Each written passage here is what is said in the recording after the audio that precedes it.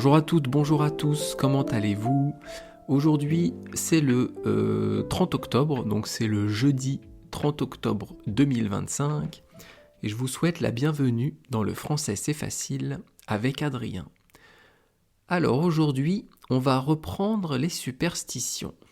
On va reparler, mais cette fois-ci des mauvaises superstitions.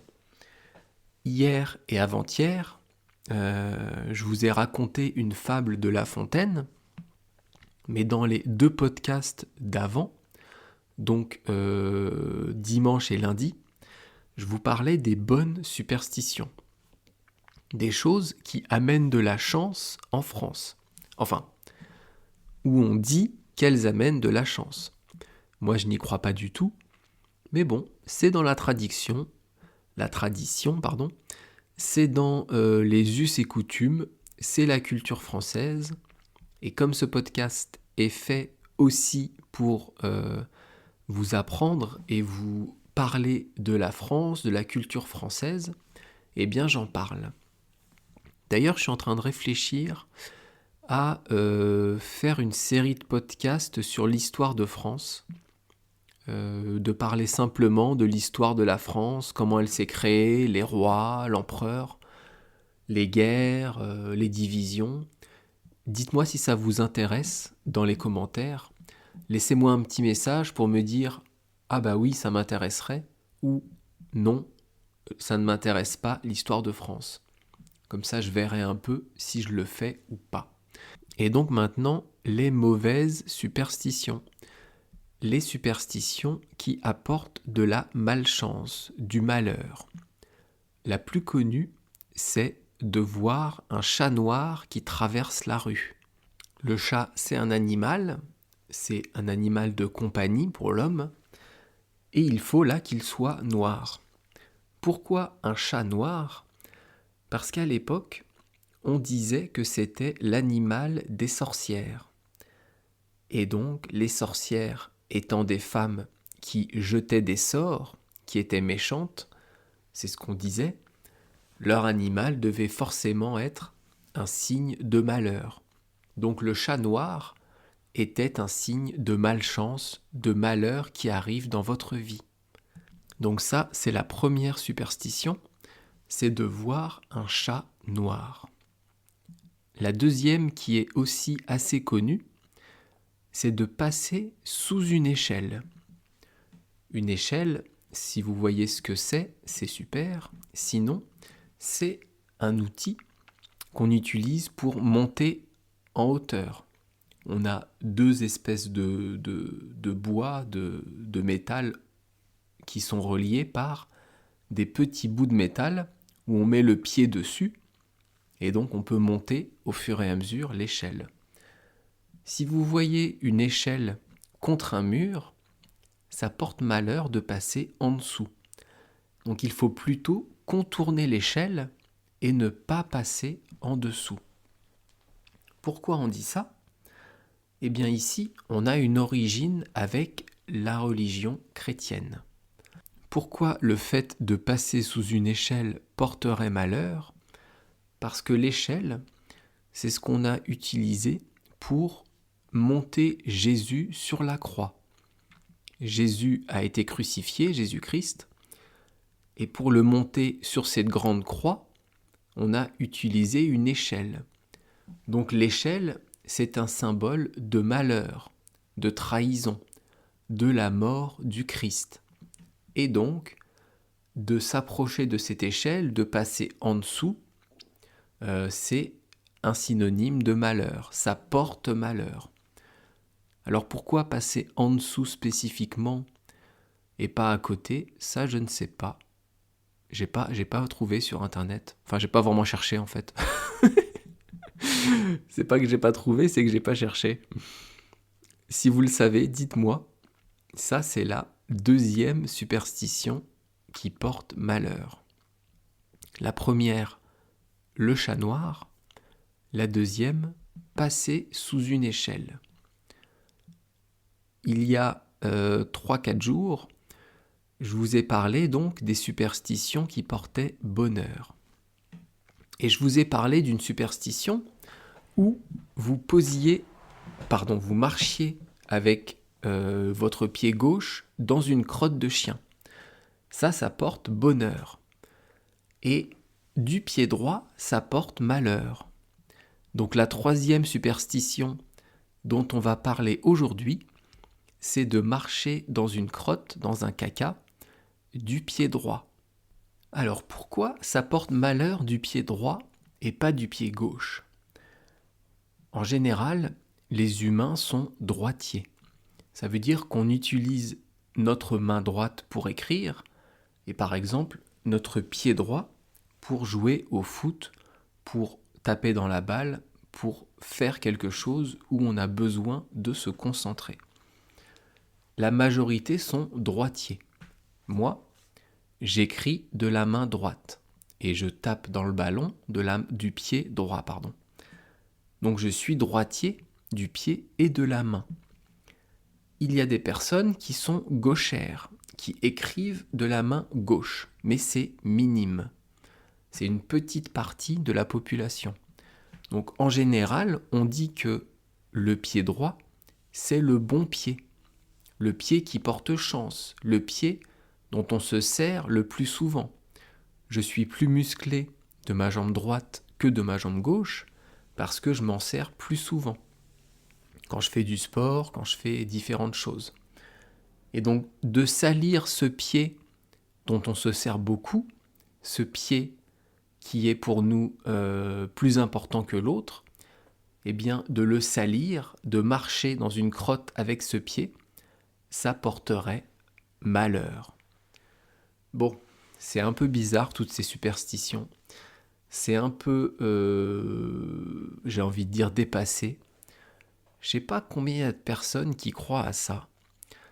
Ça serait intéressant d'avoir une étude qui nous explique combien de personnes croient aux superstitions. Ça doit être marrant. Je vais essayer de trouver ça sur Internet pour la prochaine fois.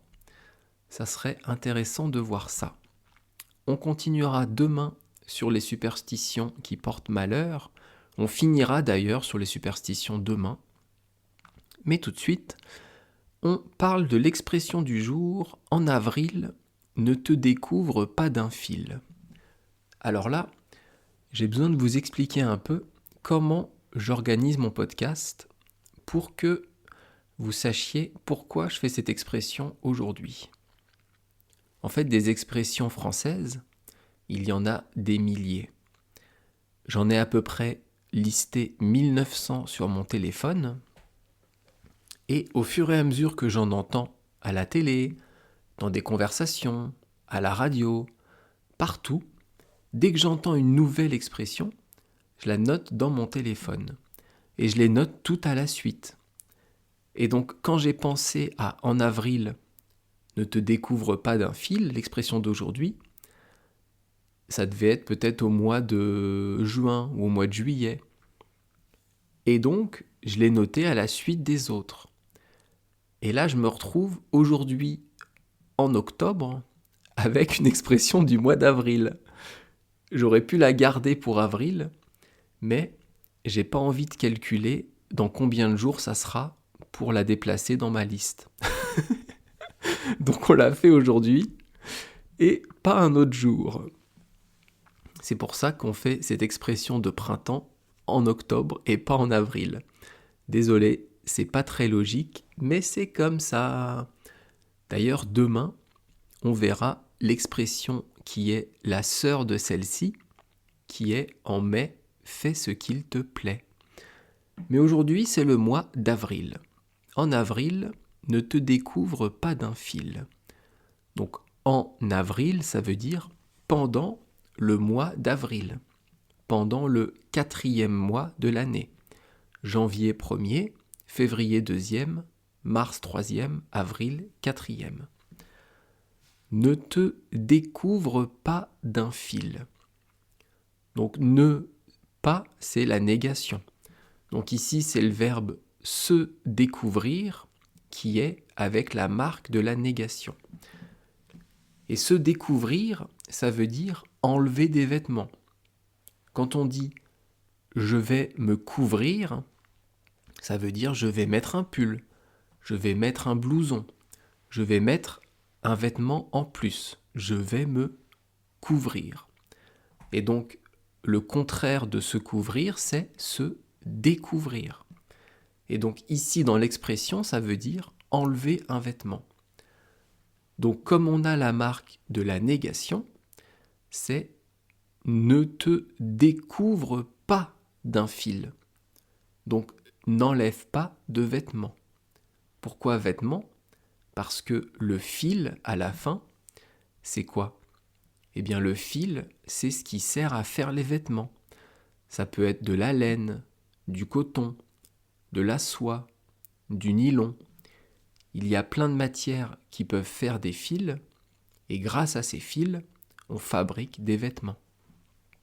Donc ne te découvre pas d'un fil, c'est n'enlève pas un seul vêtement. En avril, n'enlève pas tes vêtements que tu avais en hiver, que tu avais au mois de mars. Pourquoi on dit ça ? Eh bien parce qu'en avril, c'est un mois en France qui est un mois de transition. Il y a des moments où il fait très froid et des moments où il fait plus chaud. Pourquoi il fait plus chaud ? Parce qu'on approche du printemps. On va arriver en printemps fin avril. Non, fin mars d'ailleurs. Janvier, février, mars. Oui, c'est ça. Pardon. Le printemps, c'est fin mars. Donc, quand on est en avril, on arrive vers l'été qui est fin juin. Donc, on a des moments plus chauds. La terre se réchauffe. Mais on a aussi des moments avec de la pluie et beaucoup de vent, comme pendant l'hiver. Donc en France en avril, il y a des moments chauds ou un peu plus doux et il y a des moments froids à cause de la sortie de l'hiver, à cause du début du printemps. Donc, ne te découvre pas d'un fil, n'enlève pas de vêtements, sinon tu risques d'attraper froid, d'attraper la maladie, d'avoir la crève. Alors cette expression, pourquoi elle est marrante, pourquoi elle est sympa ? Parce que il y a une rime. Est-ce que vous savez ce que c'est qu'une rime ? Une rime, c'est quand deux mots se terminent par le même son. Ici, dans l'expression, en avril, ne te découvre pas d'un fil, le mot avril et le mot fil se terminent par il, par le son il. Et donc on a une musicalité, on a une petite musique. En avril, ne te découvre pas d'un fil. Et la petite sœur de cette expression, la suite, en mai, fais ce qu'il te plaît. Là, on a une rime en est. Les rimes, on les retrouve bien sûr parfois dans les expressions françaises, mais beaucoup dans les poésies, dans les fables de La Fontaine dont je vous parle. Dans la fable d'hier, si on reprend juste la deuxième et la troisième ligne, je vous les relis. Avec son ami Bouc, des plus hauts encore né, celui-ci ne voyait pas plus loin que son nez. Encore né et né, ça se finit par le même son. C'est une rime. Donc on retrouve beaucoup de rimes dans les fables de La Fontaine, dans les poésies, dans les poèmes. Pourquoi ? Parce que ça donne un rythme à la fable, ça donne un rythme au texte, ça donne une musique, ça donne une intensité. Le fait de répéter les sons, de répéter les sonorités, ça donne de l'intensité au récit. Il y a plusieurs usages, mais le premier, c'est de donner une musique, que ce soit plaisant, que ce soit agréable à lire et à réciter. Bon, ça c'était une petite parenthèse pour expliquer la rime, mais l'expression du jour c'est « En avril, ne te découvre pas d'un fil ». Alors si vous dites cette expression en octobre, évidemment, ça n'a pas beaucoup d'intérêt. Mais si vous la sortez en avril à quelqu'un qui est en t-shirt et qui a froid, vous pouvez lui dire « En avril, ne te découvre pas d'un fil ». C'est marrant, c'est sympa. Ça montrera que vous connaissez bien les expressions françaises, la culture française. Et ici, dans l'expression, je vous parlais du verbe découvrir, se découvrir. Pour ceux qui sont un peu plus avancés en français, le verbe ici, il est conjugué à l'impératif. C'est un conseil, c'est une bonne pratique à faire, et donc on utilise l'impératif pour donner un conseil. Alors, qu'est-ce qu'il me reste à vous dire ? Peut-être l'origine de cette expression. Pourquoi on dit ça ? En fait, ça vient du Moyen-Âge.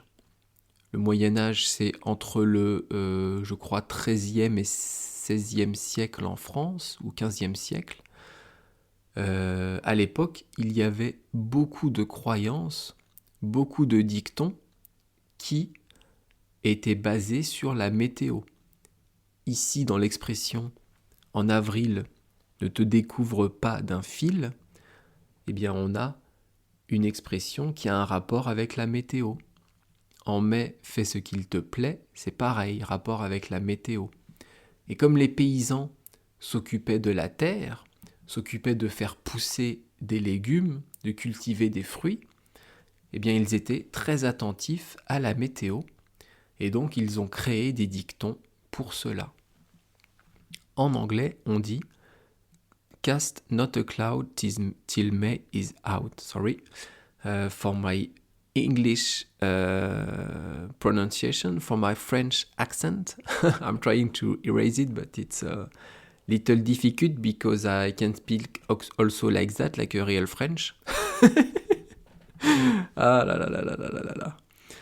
Enfin bref. Demain, donc je vous ai dit ce qu'on faisait. On fait en mai, fais ce qu'il te plaît. Et juste une petite phrase en japonais, puisque j'essaye de parler japonais et je passe mon examen bientôt. Nihonjin no minasan, mondai ga areba, itsudemo message o okutte kudasai. Muzukashi sugiru desu ka? Kantan desu ka? Zehi zehi oshiete kudasai. Merci beaucoup de m'avoir écouté. Je vous souhaite une bonne journée, à bientôt, à demain, bonne soirée, ce que vous voulez. Et je vous dis donc à bientôt. Bye bye, hasta luego, matane.